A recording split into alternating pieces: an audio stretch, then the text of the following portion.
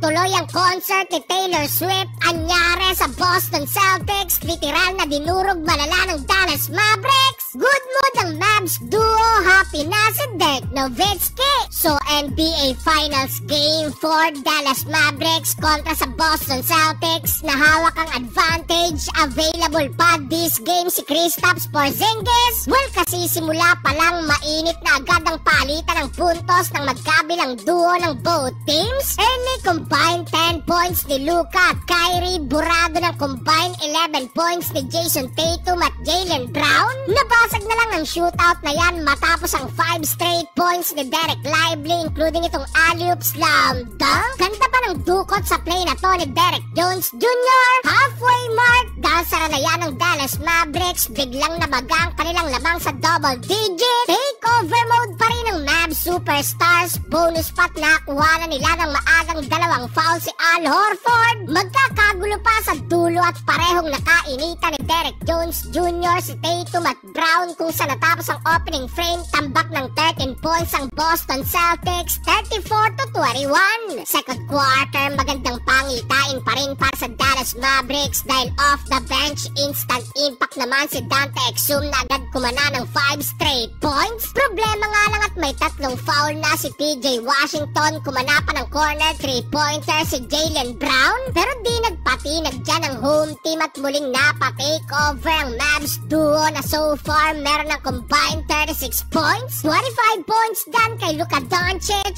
Good mood at unstoppable, may pa-thumbs up at kindat pa si Papa Luka. Well, so far hindi pa rin ipinapasok ng Celtics si KP na possible hindi na rin gamitin pa this game. Anyari sa visiting team dahil natapos ang first half, tambak ng 26 points, 61-35 in favor of Dallas Mavericks. Start of the third quarter, finally nakabutas na rin si Al Horford, wing 3-pointer, kaso sinagot agad dyan ng another alley-oop dunk ni Daniel Gafford mula kay Luka Doncic. Offense to defense, butatapang inabot sa play na to ni Jason Tatum. Problema pa para sa Celtics at foul trouble na rin ang kanilang tatlong key players, apat kay Tatum at tagtatlo si Horford at Jaylen Brown. Heto't Diyos mio, pumalo na rin ang tambak, mahigit isang buwan, 75-42.